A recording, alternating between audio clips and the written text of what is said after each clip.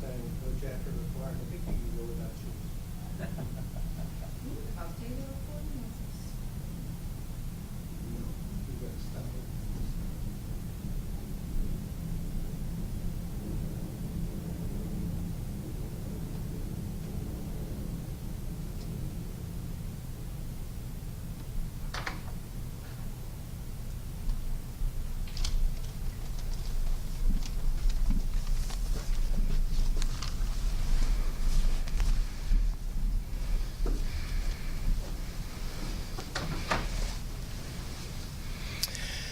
Well, good afternoon, everyone. Today, I want to review our latest updates on hospitalization rates and ventilator data and what these numbers might mean in the larger context of our curve. But before we get into the data and the trends that we're seeing, I want everyone to understand something very important.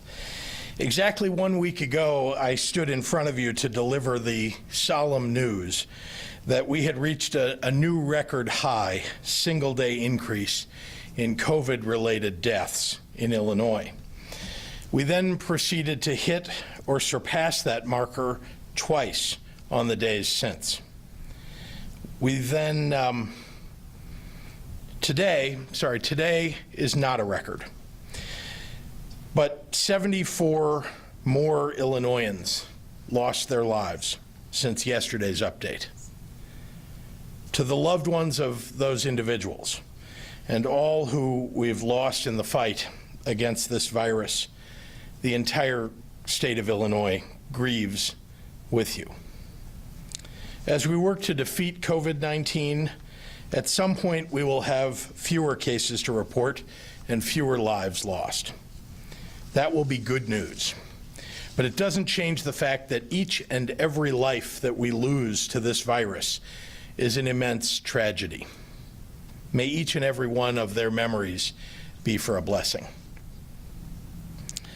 With that said, I want to start our conversation today with one of the numbers that we watch closely, and that's our doubling rate. That's the number of days that it takes to double case counts, hospitalizations, or deaths. Why is that important? Well, because the higher that number is, the slower your growth, which means the flatter your curve. At the beginning of this pandemic, our doubling rates were very low. And since we put all our executive orders in place, Illinois has seen our doubling rates increase substantially. That is a very good thing. On March 22nd, the rate at which our COVID positive case count was doubling was just about 2 days. By April 1st, that rate had increased to around 3.6 days. As of this Sunday, April 12th, our case doubling rate had reached 8.2 days. Similarly, our mortality doubling rate has increased. At the beginning of April, it was at 2.5 days, and it is now at 5.5 days. To be clear, there is nothing good about twice as many people having this virus, or worse, dying from it, no matter how long the increase takes. But we won't get to 0 cases overnight. The fact that our doubling rate continues to increase in every metric is a clear demonstration that there is a deceleration of virus transmission. We are, in fact, bending the curve. Perhaps the most accurate leading indicator of our progress is our hospitalization data. Right now, if someone is sick enough with a respiratory illness to need hospital care, then it's likely that that person has COVID-19, whether or not they have been tested. On April 6th, the number of known COVID patients and suspected COVID patients totaled 3,680. On April 10th, that number was 4,020. On April 11th, it was 4,104. On April 12th, 4,091. As of today, it was 4,283. As you can see, these numbers are increasing. However, so too is our overall hospital capacity. Our hospitals are working every day to add beds. In August of 2019, just to give you a number way before COVID-19 came to us, our state averaged about 25,500 total beds. As of this weekend, our total bed count is about 30,000. 2 other important metrics are ICU beds and ventilators. A week ago, COVID patients as a percentage of ICU beds increased from 35% to 43%, an 8 percentage point jump. COVID patients today occupy 40% of our total ICU beds. That's down from the 43% a week ago. In the same time frame, COVID patients as a percentage of total ventilators grew from 24 to 29%, a 5-point jump in a week. COVID patients today occupy 25% of our total ventilators. Both of those numbers are evidence of positive trends, a declining percentage of ICU beds occupied by COVID patients and a declining number of ventilators occupied by COVID patients. Additionally, our total ventilator numbers are starting to reflect the additional ventilators that we've acquired, now totaling more than 3,000 across the state. Overall, these numbers are indicators of our growing ability to manage capacity within the healthcare systems across Illinois. We track not only individual hospitals, but also by region. And we keep our eyes trained on the regions with capacity in any of these metrics that fall below a critical level. Though that's what we pay attention to at our daily meetings. Today, no region is currently below 15% availability in any of these metrics. But there are individual hospitals that are operating at or near max capacity. Right now, hospitals are by and large doing a great job of directing patients amongst themselves. But if it becomes necessary, I will not hesitate to step in to direct ICU patients to hospitals that are more available. And while we're talking about capacity, I am so deeply thankful for the now 3,600 retired and out-of-state healthcare professionals who have applied to join Illinois' fight against COVID-19. Before I turn it over to Dr. Ezike, I feel compelled to address what it will mean when we say we've flattened the curve. Folks, this curve may not flatten, and it may go up again if we don't adhere to the stay-at-home order. We need to stay the course for now for our efforts to truly remain effective. Let me lay it out more clearly. There is no one who wants our state to open up more than I do. I want kids to go back to school, and I want parents to go back to work. I want families to enjoy our parks and lakefronts. I want small businesses thriving, restaurants flooded with reservations, job growth to return to their record highs. But no matter what the president may say, I will do what's best to safeguard the health and safety of Illinois' residents. That means test, trace, and treat. I'm hopeful the president will help us accomplish that, because that's what will make it safer for people to begin to return to their normal lives. What we have to do is to design a new normal, a way of life to carry us to the other side. And while that day is not here yet, my team and I are working to bring that about, as are experts around the state and across the globe. No one looks forward to that day more than I do. And now I'd like to turn it over to our IDPH Director, Dr. Ngozi Ezike, for today's medical update. Doctor? Thank you, sir. Good afternoon. I bring today's medical report with a warm thank you first to the third graders of Pierce Elementary in Chicago's Edgewater community. Their thoughtful and colorful digital thank you cards for our public health and healthcare workers are greatly appreciated and have lifted our spirits. Thank you to those third graders for making a difference and reaching out to support others. Today, I report that 1,222 new people were diagnosed with the virus, and unfortunately, 74 additional lives have been lost to COVID-19. That brings our total for Illinois to 23,247 cases, including 868 lives lost.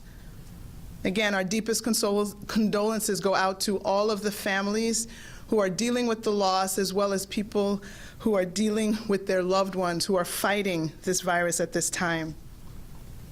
The Illinois Department of Public Health has continued to outreach to individuals who were diagnosed with COVID-19 through an electronic survey to identify people who have recovered. We've sent out these electronic surveys to people to catch their recovery rate at 7 days, 14 days, 21 days, and 28 days. As you can imagine, people are getting better with time. For people who don't respond to the survey, we have a staff of 23 individuals who are calling to follow up. We're making about 300 calls a day to people who didn't respond, of which approximately half of those result in a successful interview. So to share those results, I am happy to report that of the people who were surveyed at 7 days, 44% have indicated recovery.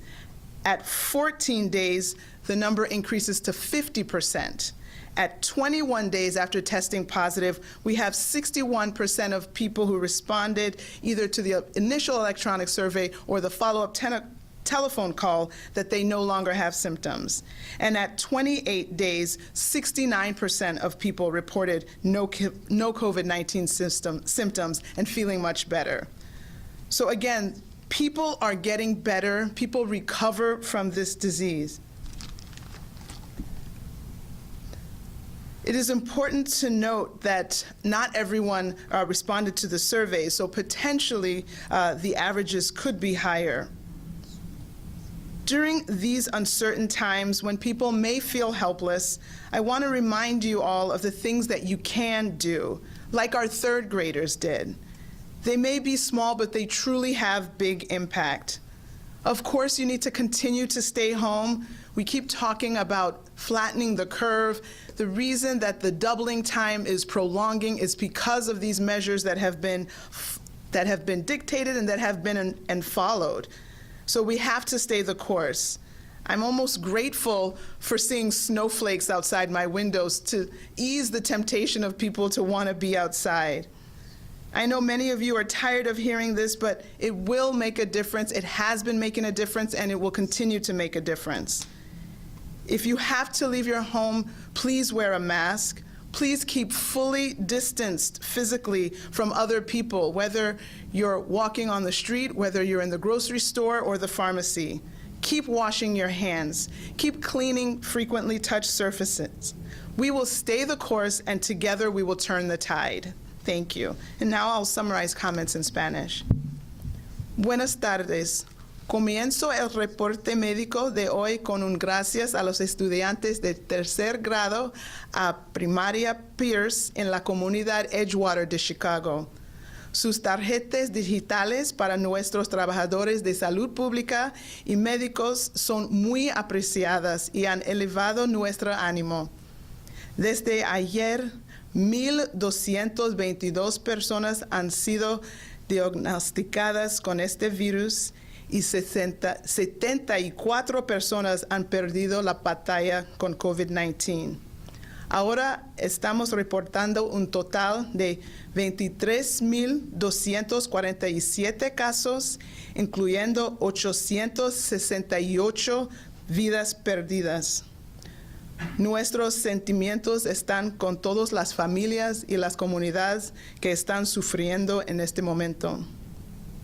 El Departamento de Salud Pública en Illinois ha continuado en contacto con las personas que fueron positivos con COVID-19 a través de una encuesta electrónica y llamándolos directamente por teléfono. Hemos estado enviando encuestas electrónicamente 7, 14, 21 y 28 días después que las personas fueron positivas. También hay personas que están llamando a las personas que no han hacer una respuesta por el survey electrónico. Después de 7 días, el 44% ha indicado recuperación. Después de 14 días, el 50% de las personas se han recuperado. Y después de 21 días, el 71% se dice que no había síntomas. Y después de 28 días, el 69% de las personas nos informaron que no hay síntomas. Esto nos dice que hay una progresión de personas que mejoran con el tiempo. Y eso es buenas noticias. Alrededor un cuarto de gente que respondió ha estado en la hospital. Es importante tener en cuenta que esperamos 7 días después del diagnóstico para hacer la encuesta, pero quiero preguntar a las personas cada semana después para saber que está mejorando. Durante este momento incierto en que las personas pueden sentirse desvalido, quiero recordarles todas las cosas que pueden hacer. Pueden parecer cosas pequeñas, pero realmente tienen un gran impacto. Quédense en casa. Sé que muchas personas están cansados de escucharlo, pero haciéndolo va a hacer una mejor diferencia en la reducción de la transmisión. Si tiene que salir de su casa, usa una máscara. Manténgase a 6 pies de distancia de otras personas. Lavarse sus manos todo el tiempo y no tocas la cara. Mantener el rumbo y juntos podemos cambiar el camino. Gracias. And with that, I will turn it over to Governor Pritzker for questions. Thank you. Happy to take any questions from members of the media. Governor, I guess I have to get the picture of you first before I can go back into the notes and look at all the questions that have come in from my colleagues. One of the things we wanted to ask you about was this regional cooperative effort that you apparently are talking about with other governors. Can you tell us, who you've been talking to and what are the parameters, what types of things are you working to coordinate on as you look ahead? Well, I began this conversation really late last week with some of the East Coast governors, and then over the last few days with my counterparts in Midwest states surrounding us. Our goal, of course, for this is to start to think about, what are the preconditions for beginning to allow certain kinds of businesses to open their doors again, to expand the definition of, those who can work or those businesses that can have their doors open. And as I've said, the preconditions that I think are appropriate are, I've talked about it a lot: testing, tracing, and treating. And then I would add to that the availability of PPE to the entire population, even those who might not be able to afford their own PPE. So those things together, I think, are the preconditions. And, there are a lot of other things to discuss, but governors that I've spoken with have been very, frankly, very positive about this idea. They've all been thinking about it individually for their states and understand that speaking with a common voice might be a positive move. Is this in part in response to the president saying that he's going to be the one to dictate everything and he's in control, if you will? No, in fact, we've been, all of us, thinking about, what's next? What's next? We have our stay-at-home order in place, the closing of schools and so on. What comes next? What are the things that trigger a change? And, how much can we do and how fast can we do it? All of that, I might add, is going to be dependent upon what we hear from the epidemiologists and the doctors. Let me refer back to some of the other questions from Suzanne Lemonnier with CBS 2. Since we learned of a poll worker died, more poll workers have come forward with saying that they have had COVID-19. Even though you said that you couldn't have delayed the primary, you do have the broad emergency powers to do so during a situation like a pandemic. A person who worked at the polls and developed COVID-19 thinks you should have postponed early voting and the primary. Can you talk about the steps that you'll be taking for the November election to ensure the safety of workers? Well, to be clear, I did not have that power and do not have the power to change the date of an election, and that is what the issue was. And so instead, I want to remind everybody that I instead encouraged everybody to vote by mail, to vote early. We did that in multiple days. You heard us talking about it. There are 45 days before Election Day in which you can actually vote, not to mention apply for an absentee ballot or a mail ballot. I also will tell you that I think it's extraordinarily important for our state, and I would encourage other states to do the same, to have mail balloting for everybody available in the general election this year. It's clear now, and you remember that as this was developing, things were a little bit unclear. The science was unclear. We didn't know whether we'd see any treatment on the horizon. We didn't know whether there'd be any testing and so on. Now that we look forward, we know what we're in for. I think we have a pretty good idea that things may not be completely back to normal by November because there may not be a vaccine available. And certainly if there is, it might not have been distributed as widely as we would like. And so it's very important that we allow people to vote. Democracy must continue.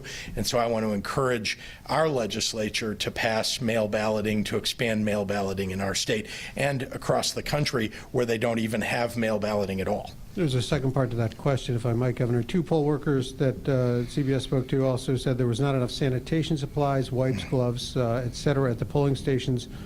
What's your response to this, and are you already working with the Board of Elections, State Board of Elections, and locals, perhaps, helping to seek out and order sanitary supplies for November so that they have what they need? Well, we were assured by the boards of elections that, in fact, they had the PPE or the sanitary devices that they needed, and we were willing to provide them. Indeed, we were even willing to provide poll workers for them who would be garbed in all of these things. We were, at least in Chicago, that was rejected. And so, that was their choice. They felt like they had a handle on it. And obviously, we live in a very unusual time. There's almost no circumstance in which people are interacting in which there isn't at least some danger of COVID-19 being transmitted to somebody. That's why we've encouraged people to stay at home now. That order didn't go in place, and we were the second in the nation by 1 day, less than a day, I think, to put it in place. But that's why we have a stay-at-home order in now, and why I've encouraged everybody to wear a mask everywhere they go. From Vanessa Navarrete with Univision, she asks, on the COVID cases, you've been giving us raw numbers. She's wondering if you can break it down by infection rate relative to the number of residents in Illinois. I'm not sure, Doctor, I'm not sure relative to the number of residents. I mean, it's very hard to say because we aren't testing everybody in the state of Illinois. What we know is that the percentage of people who are tested, let me back up just for everybody who hasn't, followed this. We're testing people who show some symptoms of COVID-19. And so those people who show symptoms when they're tested, it's about a 20 to 21% positive result when we test them. So 20 to 21% of people who are being tested, turns out they've got COVID-19. The rest, the other 79%, let's say, have something else, a cold, a flu, something else. So that gives you at least an idea of what the positive rate is for people who are showing some symptoms. She followed up also, do you feel that our data shows an accurate rate of infection, given the fact that minimal testing early on was underway? It might be more useful to look at the broad global data that's available, and I'll just share that with you as well. About 80% of people who get COVID-19, and by the way, we believe everybody is susceptible to COVID-19, period, end of sentence. You either have had it already or you're going to get it, unless we have a vaccine that prevents you from getting it, which we don't currently. So 80% of people who get COVID-19 recover just fine, don't require hospitalization or anything of a significant medical intervention nature. About 19% require some further hospitalization or other intervention.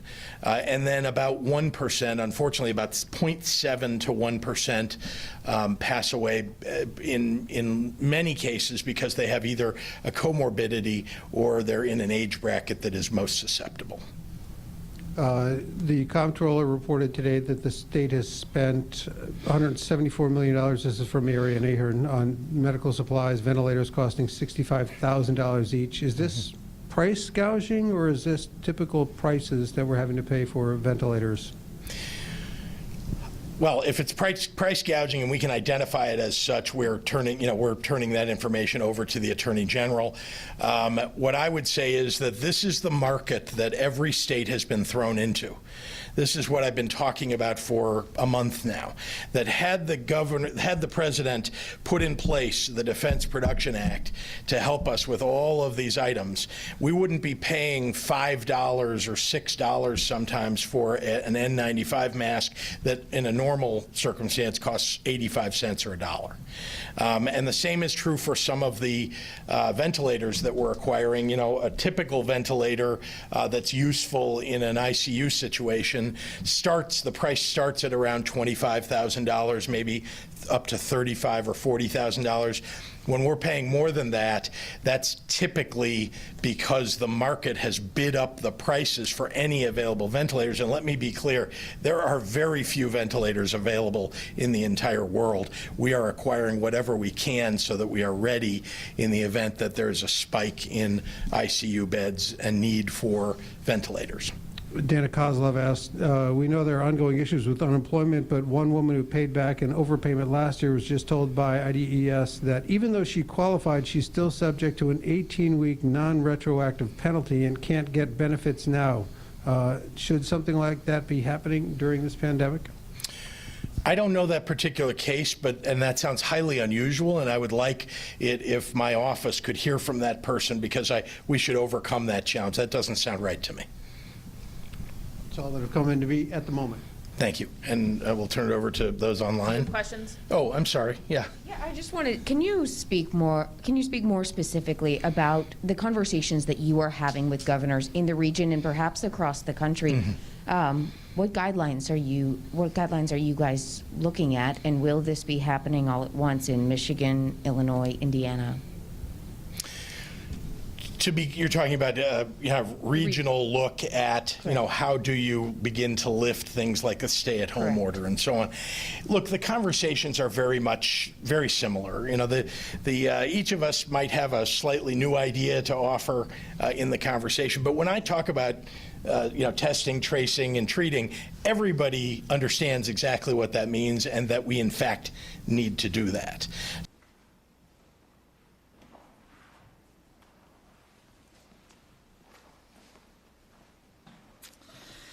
Good afternoon. As of 2 p.m. today, there have been 4,686 positive cases of COVID-19 in Missouri, including 133 deaths. Over 48,000 Missourians have been tested so far.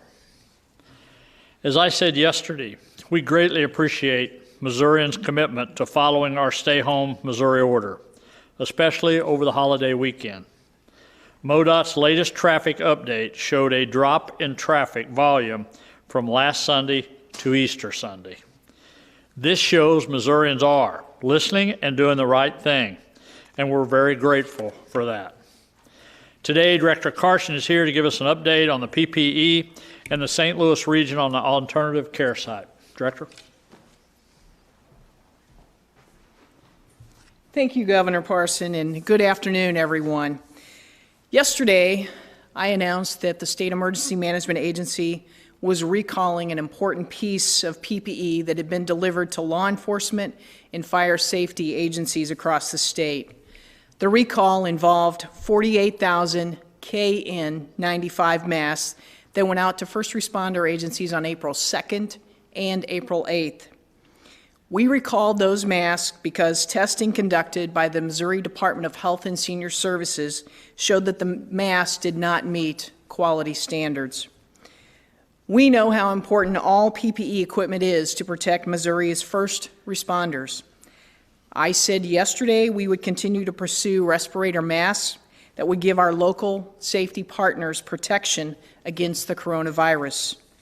And in the last 2 hours, the Federal Emergency Management Agency has confirmed that a shipment of N95 respirator masks manufactured by the 3M Corporation in the U.S. is being shipped to Missouri as we speak. The first FEMA shipment is 200,000 N95 respirators. They're scheduled to arrive at our warehouse later tonight. And, as is our practice, we will work to get those out to first responders as quick as possible. As Governor Parson and I have stated since these briefings began, PPE is one of the most difficult issues we're facing now. Not just in Missouri, but all states. The federal government and private hospitals and healthcare facilities are facing extreme supply problems. And the N95 respirator masks are the single item of PPE that is most in demand. Missouri and everyone else are seeking out these masks. There's too little product and too much demand. The supply chains have broken down. There have been quality issues, and there have been cases of fraud and counterfeit products in other states. All these things mean that supplies will be short, but I promise that we will continue to pursue and acquire as much reliable PPE as we can get, and we will continue to distribute it equitably across the fire service as well as law enforcement and our healthcare safety partners. I want to briefly give you an update on 3 other areas. Yesterday, our alternate care site to support hospitals in the St. Louis region came online. Today, more than 35 medical personnel from the Missouri National Guard and SEMA's Disaster Medical Assistance Team are staffing the site and establishing care procedures in case they are needed. Meanwhile, the Guard and other members of our alternate care site working group continue to evaluate additional alternate care sites around the state. We hope another site will not be needed, but we must be ready. Preparedness is also why we continue our effort to recruit additional members of the Disaster Medical Assistance Team. Since this recruitment effort kicked off 10 days ago, more than 1,000 people have applied, and DMAT has already added 75 qualified professionals to their roster. Finally, our SEMA Recovery Division is working to support local agencies, local governments, and nonprofits as they begin the process of applying for federal disaster assistance. We know the cost of responding to COVID-19 is high and will remain high, and that's compounded by the drop in tax revenues that's occurring. So this assistance is vitally important to local governments and our Missouri economy. As of this afternoon, almost 400 Missouri public entities have filed the paperwork for federal disaster assistance. We are very encouraged to see Missouri communities pursuing these federal funds to keep moving forward. For more information, go to sema.dps.mo.gov. Again, that's sema.dps.mo.gov. Again, I want to say thanks to everything that our partners are doing in response to this and pledge that we will continue working for PPE for everyone. And I want to encourage everyone to stay safe and healthy. Thank you. Director, thank you very much. Thank you for what you're doing over there. And just to add on what the director said on PPE, I also want to thank the Missouri companies that have stepped forward to help us with that PPE issue across. Ever since this virus has started, they've stepped up to help us, and I'm just so thankful for so many organizations in the state of Missouri that helped us in such a time of need. And again, it just goes to prove the hard work values of Missouri and what we'll do when our back's against the wall for one another to help with each other. From the severe impact on public health and the economy to Missouri's day-to-day life, everything in between, COVID-19 has had a far-reaching impact on our state. Like many businesses and industries during this time, Missouri's transit systems are facing challenges as a result of COVID-19, especially in rural Missouri. I'm happy to announce that Missouri is the first state in the nation to receive a federal grant for rural transit as part of the national COVID-19 relief efforts. Yesterday, the United States Department of Transportation Federal Transit Administration announced a $61.7 million grant to the Missouri Department of Transportation as part of the CARES Act signed by President Trump. These funds will provide a much-needed boost to rural transit systems in Missouri, as many have reduced services due to the COVID-19 crisis. And I want to thank Secretary Choi, Congressman Sam Graves, Senators Roy Blunt and Josh Hawley, and the remainder of our federal delegation for their role in obtaining these funds that are so important to the future of our state. This relief will help keep Missourians' rural transit systems operating into the future. Another area that continues to be a concern is unemployment. Yesterday, the Missouri Department of Labor began issuing the $600 federal unemployment supplement payments with a total of $66 million in benefits paid out to over 115,000 Missourians. Eligible claimants should begin receiving payments within the next few days.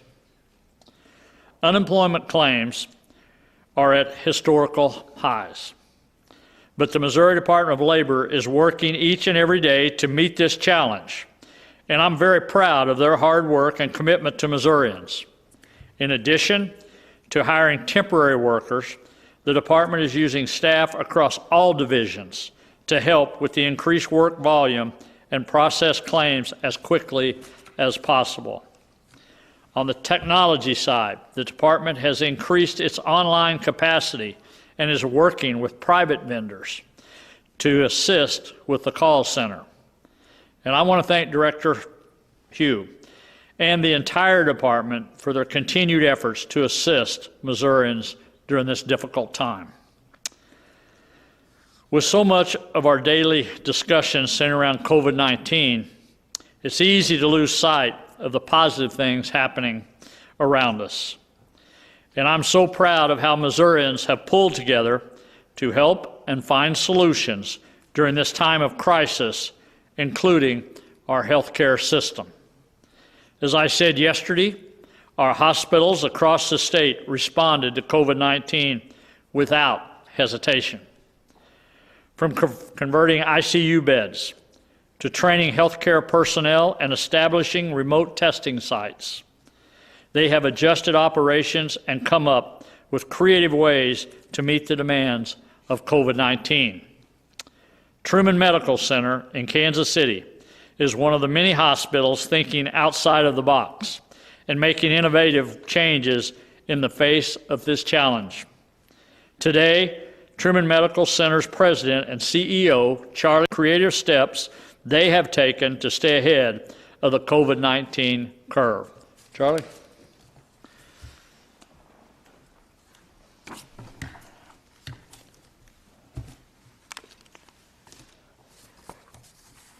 Thank you, Governor. And just on behalf of Truman Medical Centers, but more importantly from all Missourians, thank you and your staff for your leadership on this really tough issue that we're facing right now.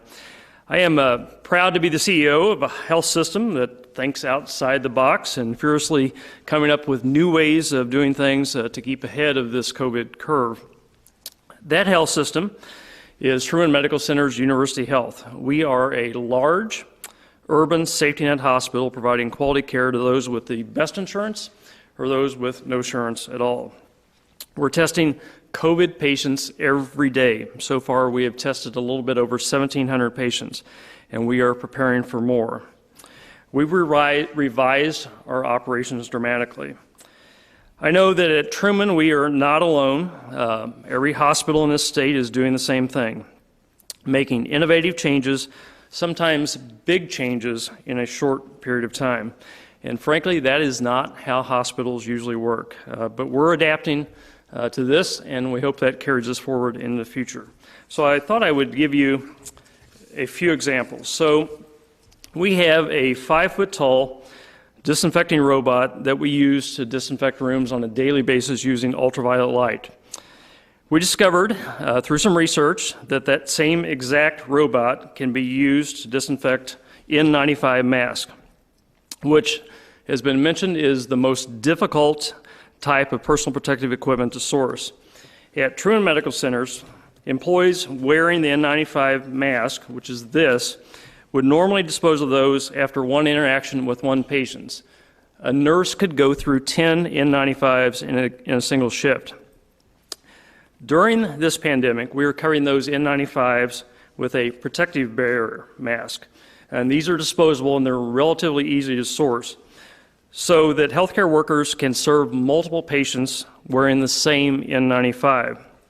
At the end of the day, those N95s are then disinfected by that UV robot that I talked about, and each frontline worker's mask is returned, their individual mask is returned to them at the beginning of their next shift.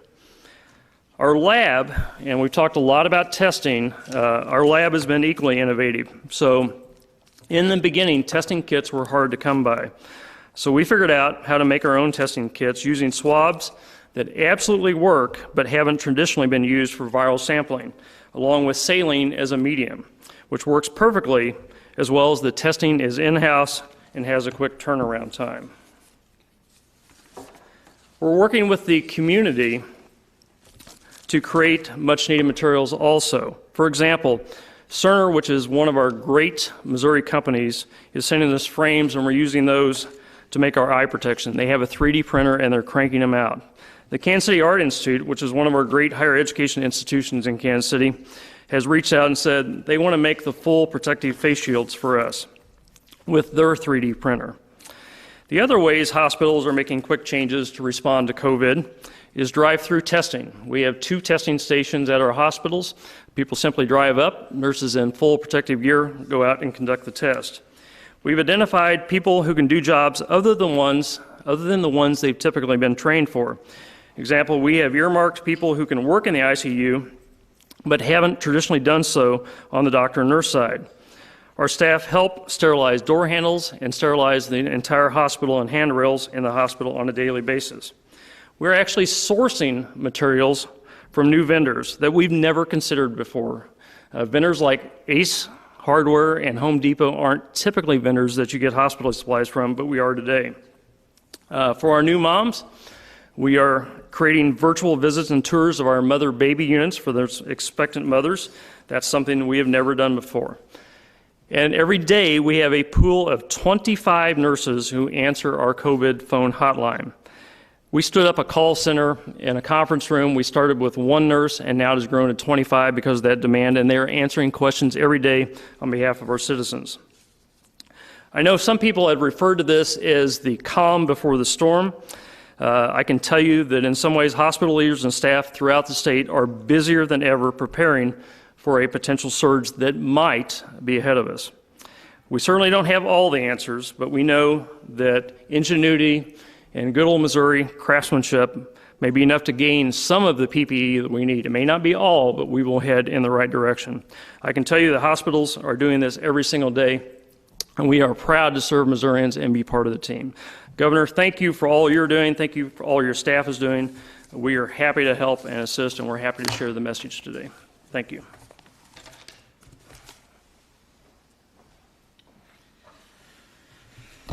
Charlie, thank you very much, and thanks for sharing that today. I think one of the things, I just got off the phone with the Vice President before I come out to this briefing today, and one of the things that he was talking about, just for the first to know, is the elective surgery. They're really wanting to get back to that, to get the hospitals back open where they can do more things than just absolutely the COVID-19 crisis. And the other thing I want to talk about, just mention about what Charlie said, some of the things that they've come up with and they've made on their own.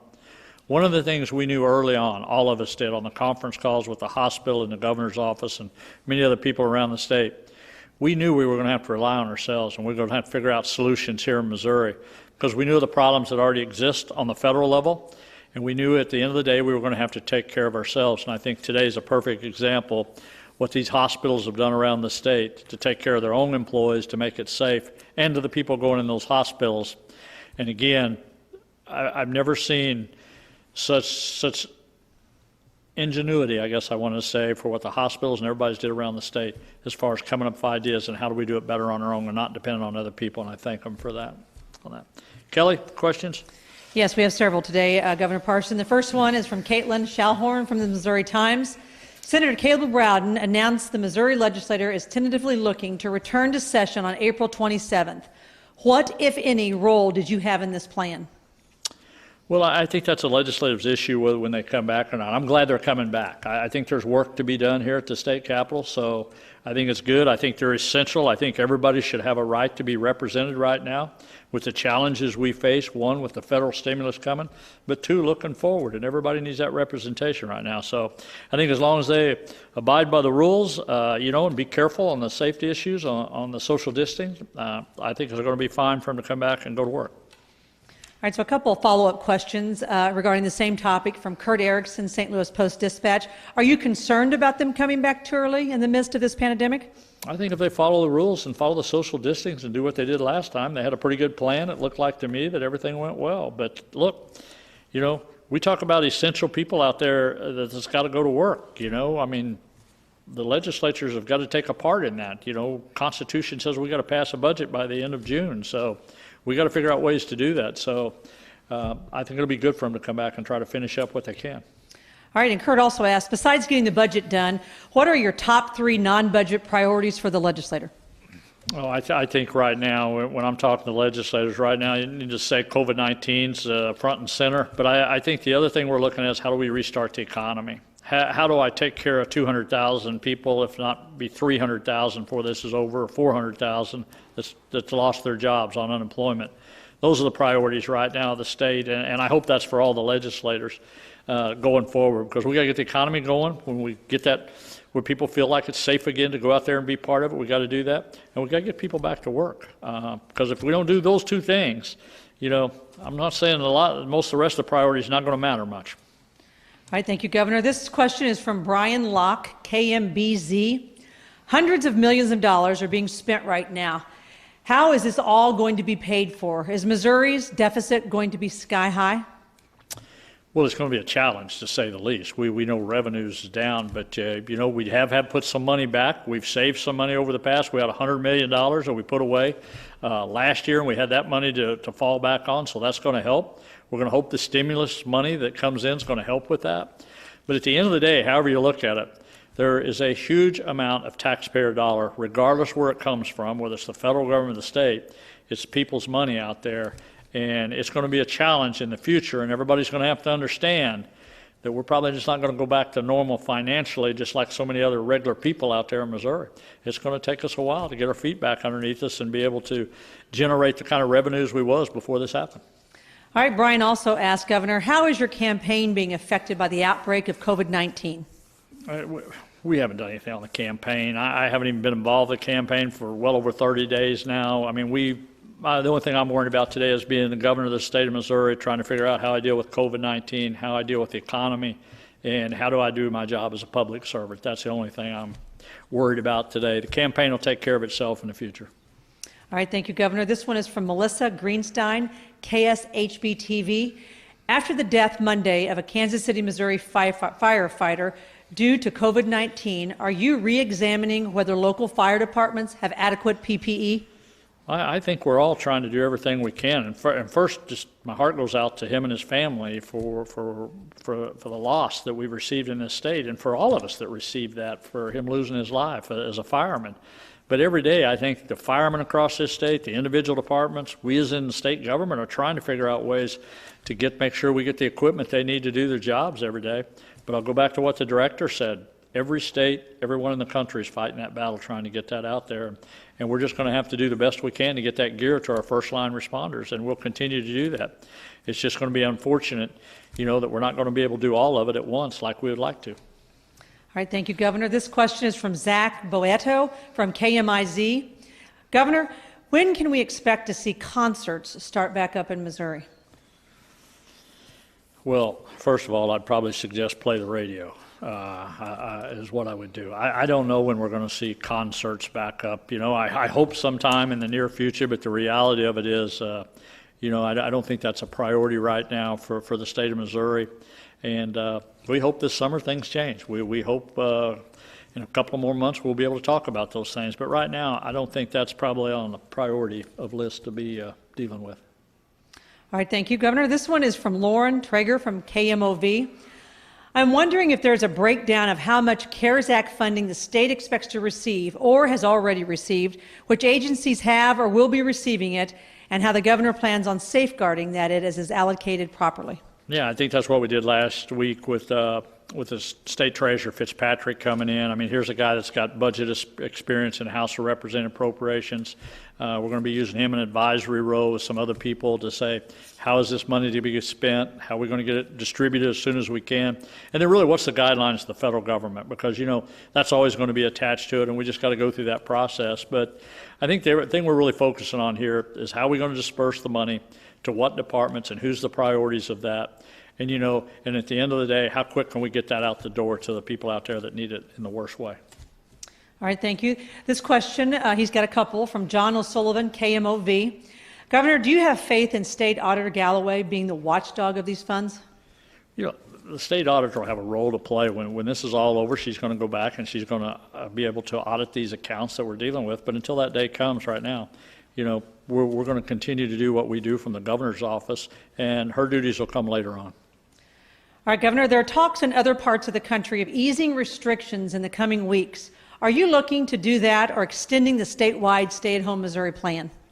We're in constant communications with people around the state trying to figure out what are we going to do when these dates are going to be lifted, and how are we going to get there, and what is that plan? We're working on that every day as we're in here at the governor's office trying to figure out what is the best avenue to move forward. Again, I'm going to go back to what I've said all along.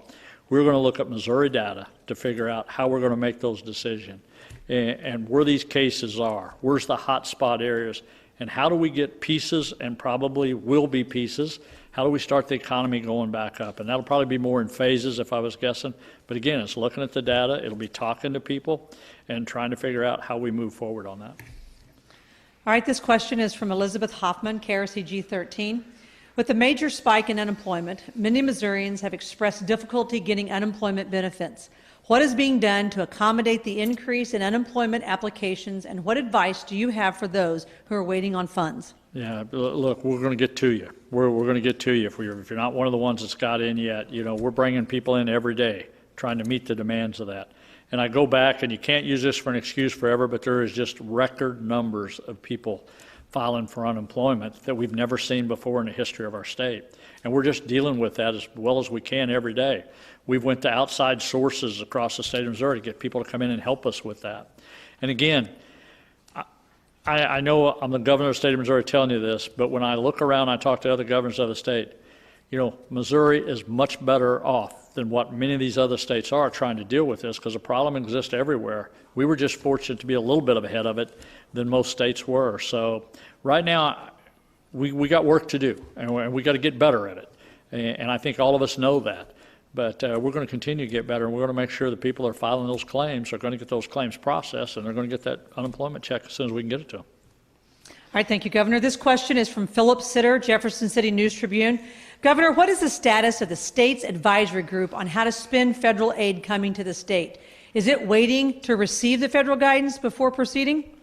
Well, I think right now that no, they're not waiting on nothing other than they're in the process right now. But every day we're receiving funds. Some of them I mentioned to you earlier today. But funds are coming in the state of Missouri all the time, and we're just trying to make sure what are those guidelines and how do we distribute that money, and how do we get it out the door. I mean, that's what we're focused on. That's what they're focused on.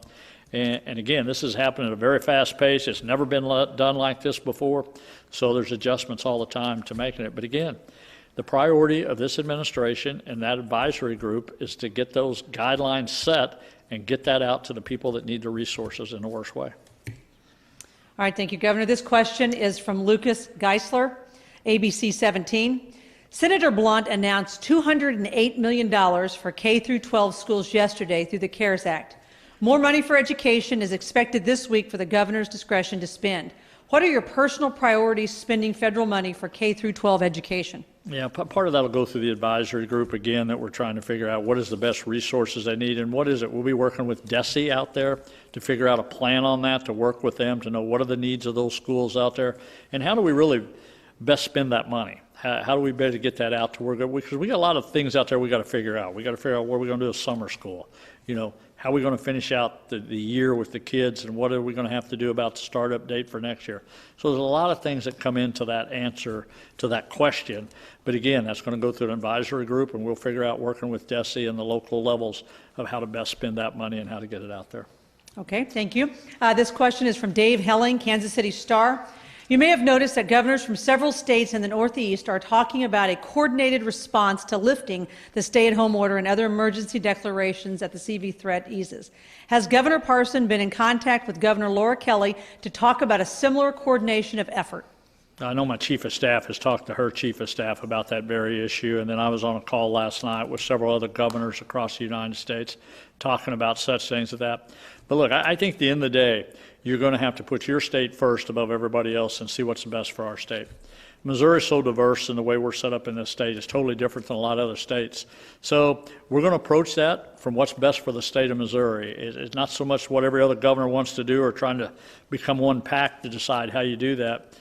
I got to take care of Missourians, and I'm going to look at our state, and it's going to be the priority. So I'm not sure what that date's going to be, but we'll be in conversation with other governors how to move forward.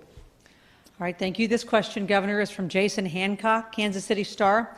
Governor Parson, do you believe the COVID-19 pandemic or abiding by a government-issued stay-at-home order is a valid excuse for Missourians to request and cast an absentee ballot? No, I do not. Look, the absentee ballot is more of a political issue than it is anything. This is a Democrat-Republican issue, and that's where this is all headed, is to a political answer and what's driving behind this force. Right now, it's about being prepared for COVID-19, doing what we can for that. It's about getting the economy started back up. It's about people going back to work. There'll be time to talk about the elections in November and August, but now's not the time for that. There'll be time for that. All right, and the final question for you today, Governor Parson, is from Jacqueline Driscoll, St. Louis Public Radio. Today it was announced that Missouri is going to receive $66.5 million through the Child Care and Development Block Grant. The supplemental budget has passed by lawmaker includes about $20 million of that to be spent by July 1. Can you provide any details as how that money will be used? Yeah, I think what we're really looking at is how do we expand to child care across the state? How do we do that for first responders? How do we expand the hours of these providers out there? How do we be able to help them that they can provide more services, what that's for? And how do we give people access to daycare that's out there working every day on the front line? So that's what that money is going to be used for, and we're just going to have to figure out what's the best way to spend that money for that. But again, it's expanding the system, making daycare more available to a lot of different people for a lot of different reasons. All right, thank you. The next couple of questions will be for Dr. Williams. Dr. Williams, this question is from Madison from the Missourian. As the technology to reduce testing time has improved, what is the average wait time it takes to get results from both the state lab and the private labs in Missouri?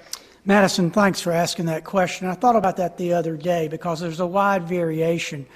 You know, and I practiced for 30 years. I had 3,000 patients, and I vividly remember that the longer it took for a test to come back, people just inherently think it must be abnormal if it's taking that long, and they might hear a friend got theirs back. But I think it's just human nature to think, uh-oh, they found something.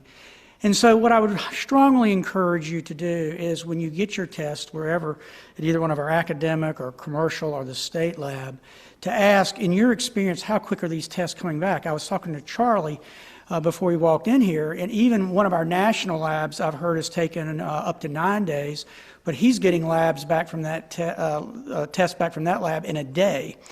Certainly our state lab, our turnaround is absolutely 24 hours. We get them back the next day. And I know in some other commercial labs, they get them back the same day. So I would encourage patients, just because it's taking longer doesn't mean it's bad news. And to ask wherever you get your lab, we're now up to about 14 labs, including hospitals, I think, that are doing tests. And as the governor said, this is just integral to our approach moving forward, even as we go into recovery. It's just so important that we're developing a very robust, increasingly evolving testing capacity. Just ask your clinician, your provider, when do these usually come back for you? All right, Dr. Williams, thank you. This question, he has two for you. Joe Gamm from the Jefferson City News Tribune. Why has Missouri chosen not to require that medical providers give detailed demographics about COVID-19 victims? Joe, we do. It's required by law. But to your point, when we look at our data, we only get that about, I think it's 60% of the time, 69% of the time. So we are going back and trying to retrieve it by looking at case by case. And I will say that going forward, it looks like once we put out that notice about 2 weeks ago, that is improving. But we think that's incredibly important because right from the get-go, each of these emerging pathogens, whether it's Zika or H1N1 or COVID-19, is different. We knew about this one right from the get-go, that it had a propensity in congregated settings like nursing homes to spread very quickly. And then subsequently, we've learned that there are certain populations that are more vulnerable, such as African American. And so we constantly, as the governor said yesterday, you have to be nimble if you're going to do this, and you have to have situational awareness and react to new information. Okay, thank you. Thank you. All right, Director Karsten. I have a couple for you. This first one, Director Karsten, is from Caitlin Shalhorn from the Missouri Times. Following up on the recall of masks, where did the mask come from? The mask that we have recalled came in 2 different shipments from China. There were 3 different factories in China. I do not have their names, but 3 different factories in China were responsible for their manufacturing. Can first responders expect to receive new supplies? Yes, and as I mentioned earlier, the shipment that FEMA is sending to us of N95 masks will be made available to first responders as well as law enforcement across the state as soon as we can get them out. Okay, and the final question for today, Director Karsten, this one also is from Caitlin Shalhorn from the Missouri Times. She asked, has DPS made any decisions regarding the sale of mixed drinks to go by bars and restaurants? Yes, just this afternoon it's being announced, if it hasn't been while we've been at this press conference, that the Missouri Division of Alcohol and Tobacco Control will temporarily waive some restrictions on the sale of alcohol in containers besides their original packaging. This will include allowing the sale of alcohol containers that are durable, leak-proof, and sealable, and they must meet the minimum size requirements of the Code of State Regulations. The other requirement is the customer must have ordered and purchased a meal simultaneous for the alcohol beverage to be purchased. So the other one is the sealed alcohol container must either be placed in a one-time use, tamper-proof, transparent bag, which must be securely sealed, or the container opening must be sealed with tamper-proof tape. So again, this change is being done to assist restaurant owners as well as their employees during this time of unprecedented restrictions. We are waiving that temporarily to allow for some of those situations to occur. So I do want to remind folks that there are open container laws across the state, and we need to make sure that those folks that are buying these types of beverages are complying with that. I also want to remind everyone that we take very seriously drunk driving, and we would encourage everyone to be safe on the highways after purchasing some of these beverages. So thank you. You know, before I go to closing comments today, as I listened to the speakers today, I listened to Charlie come up here on the hospital side, the PPE discussion that Director Carson talks about so much, Dr. Williams. You know, I remember when we first started out with the COVID-19 and everybody, definitely was a challenging time. People were saying we were going to run out of test kits in 2 or 3 days. We were going to run out of PPE gear in less than just a few days. We wasn't going to have the supplies we needed, that all things were going to fall apart. And the reality of it, here we stand today, still challenges to be had in all those categories, but we have met the demand day after day after day with people working hard, people trying to find solutions, and we continue to grow on those issues, trying to do a better job at PPE and a better job at the testing that we're doing in the state of Missouri. And we continue to get better every day with that when you see that. So I think it's important sometimes we talk about all the problems we have with COVID-19, but a lot of good things have happened, a lot of good things to come. And I think we're going to be talking about some more of those things in the days to come. But I think it's important to point that out, a lot of the successes that we've had fighting this virus from day one to where we are today. Again, I thank you to all Missourians for their commitment to doing the right thing and following our Stay Home Missouri order. Each day we are closer to winning this battle, and we must remain aggressive in our efforts to continue slowing the spread of COVID-19. Now is the time to continue social distancing and staying home as much as possible. We will overcome this, but we need everyone to continue making smart choices, being responsible, and following the stay-home order. Because at the end of the day, that is how we will stop the spread of COVID-19. Thank you, and God bless.